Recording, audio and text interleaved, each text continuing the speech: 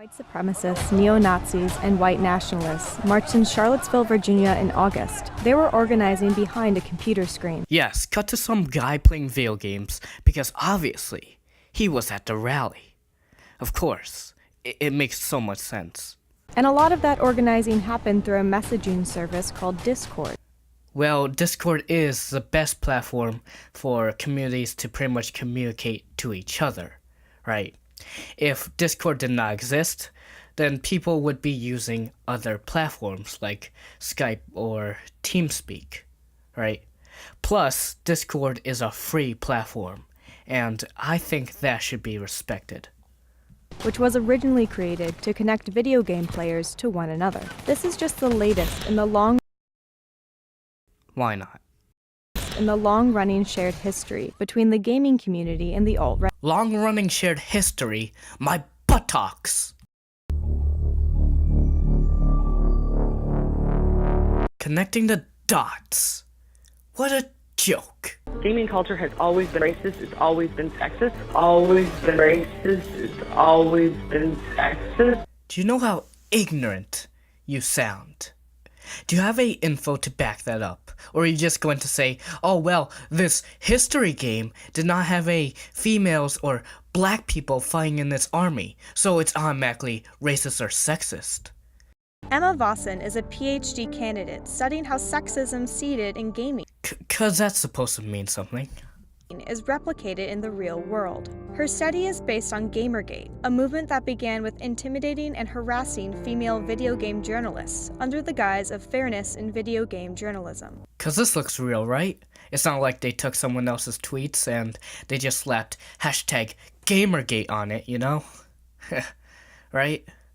You know, this is fake propaganda, and I absolutely hate fake propaganda. The harassment quickly gained traction. It helped catalyze the alt-right movement. No, not really. Which secured power and prominence during the 2016 election cycle. When you were studying Gamergate and you were really looking at the techniques that they used, it's impossible not to see the same techniques being used by Trump supporters. They're memes. They literally just slapped Pepe memes onto pictures. According to Vossen, the gamers and the alt-right share common ground. As people who are marginalized are fighting for equality, those who've traditionally had privilege, especially white men, feel that they are being oppressed by these people who are trying to just be treated as equal. I will agree that this sometimes does happen, but this only happens because whenever anyone actually fights for equality, they usually ruin my video game, because all they do is complain about the video game, and then the devs do this stupid stuff when they really should be working on these bugs that are still in the game. Xbox Live and PlayStation Network both allow players to chat live while gaming.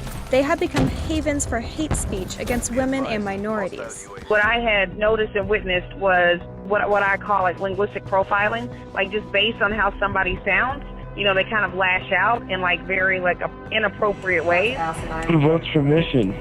They allow girls to play Call of Duty in America? Wow, they allow morons to play Call of Duty in America? I will agree that this happens in some games where the male population is dominant, but there is a thing called muting the chat. Not everyone in the gaming community is sexist or racist. We are having this sort of internal cultural problem with sexist and racist gamers.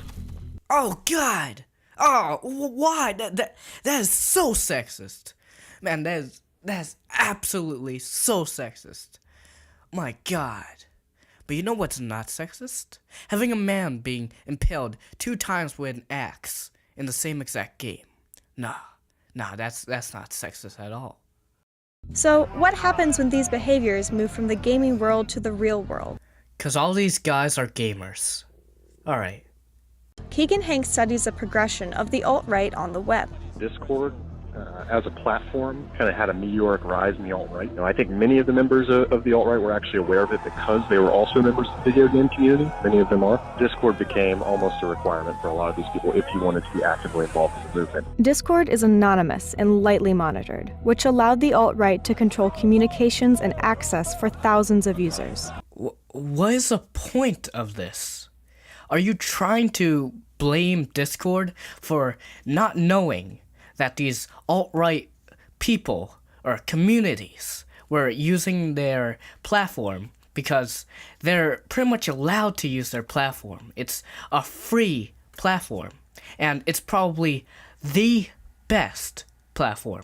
I mean, if it didn't exist, like I said before, then they would be using like emailing, or they would be using Skype or whatever. But because this one's the easiest and probably the best, that's why they use it.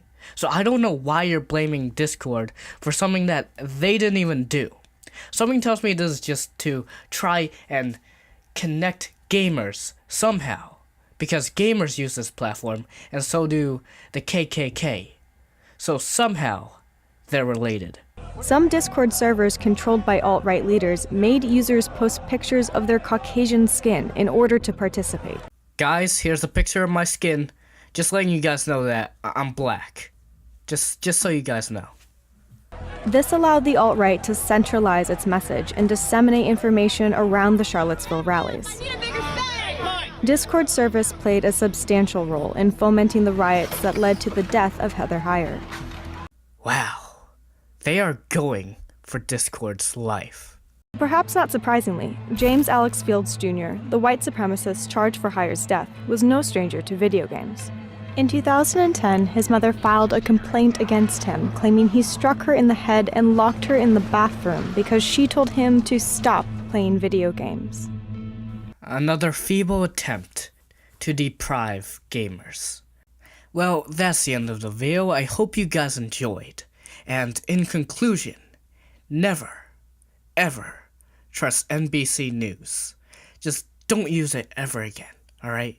Now, what news you should try is Keller Keemstar, let's get right into the